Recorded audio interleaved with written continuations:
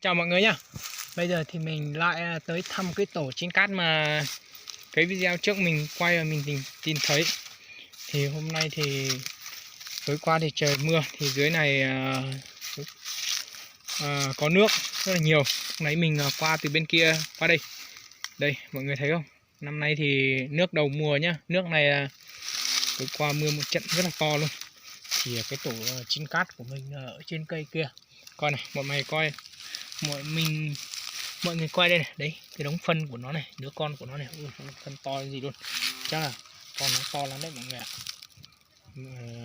Để mình leo lên xem cho mọi người thấy coi là nó như thế nào nhé. Đây mình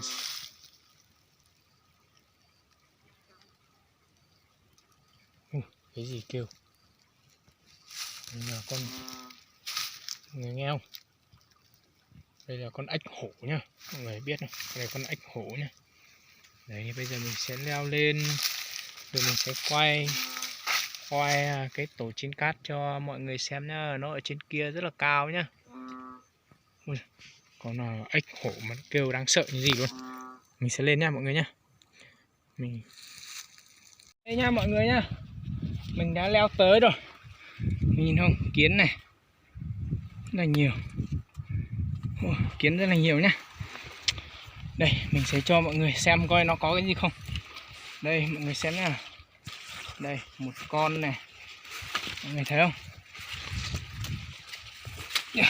Đây này, một con. Mình đoán không lầm thì chắc là có người đã lấy rồi.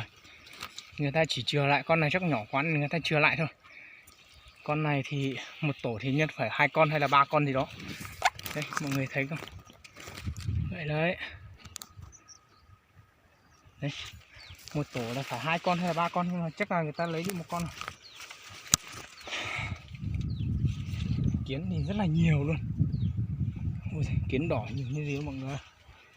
Đây kiến này cắn mình như gì đâu. Đây ở trên cát này, đây là diều trắng, đây là diều đỏ nhá. Nói thật ra thì đây không phải là cát đâu, đây là diều đỏ nhá. Đó. Kiến nhiều quá. Ai ạ. Phân của nó rải từng nhiều trên này mọi người. Đây này, phân này. Một con thôi. Thôi giờ mình sẽ quay tí này cho mọi người xem. Bây giờ mình xuống, do kiến nhiều quá mình không thể quay lâu được, với lại gió không rất là mạnh, mình không quay được lâu nên mình chỉ cho mọi người xem tí tí. Đây là mình xuống đây, mọi người xem nào, nó nằm ở trên tủ đây. Bây giờ mình sẽ xuống nha, và mình sẽ quay tiếp cho mọi người xem ở dưới đất. Đây giờ mình xuống nha, đây rất là cao luôn mọi người ơi. Đây này, mình sẽ xuống nha mọi người nha. Vậy là hôm nay là mình lại quay lại thăm cái tổ trên cát. Thì như hôm bữa mình đã nói là mình sẽ quay lại và quay cho mọi người xem coi cái tổ trên cát có cái gì. Thì hôm nay thì mình đã quay lại, mình đã quay, giờ mình đang quay cho mọi người xem là nó có cái gì. Giờ thì nó có một con rồi, mình sẽ xuống. Hôm nay thì mình đến thăm tổ này thôi, thì bây giờ mình sẽ xuống nha mọi người nhé. Kiến nhiều quá mình phải xuống thôi.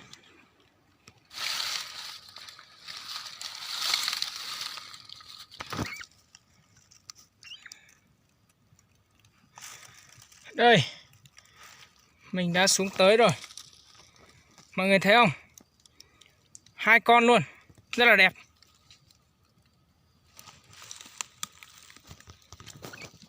Rất là đẹp nha mọi người nha. 2 con này.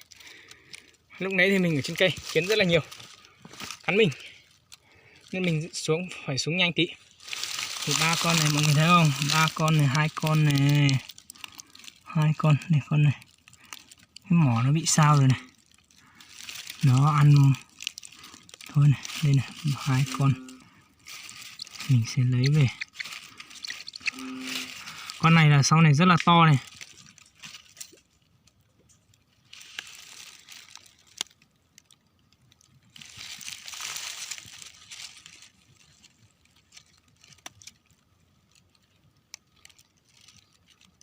Rồi, bây giờ mình sẽ đi về đó nha mọi người nha.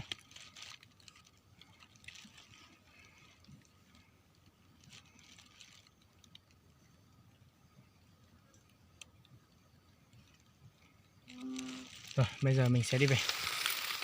Đây, chào mọi người nha. Mình sẽ lại băng qua suối để mình sẽ đi về thôi. Con ếch hổ nó là kìa, cái gì nữa kìa. Thôi bây giờ mình về nha mọi người nha. Mọi người hãy theo dõi những cái video mình sẽ đi kiếm tổ trên cát tiếp.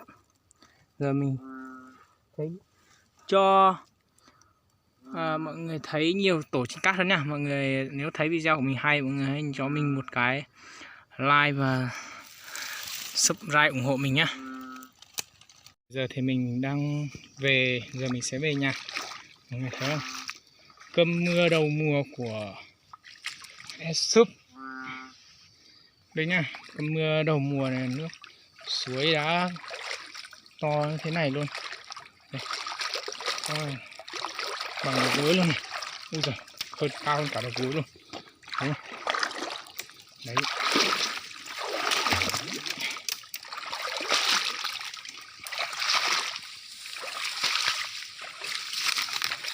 Đây.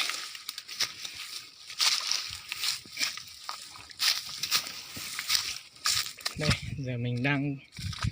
giờ mình sẽ về nhà thôi. Chào mọi người nhé.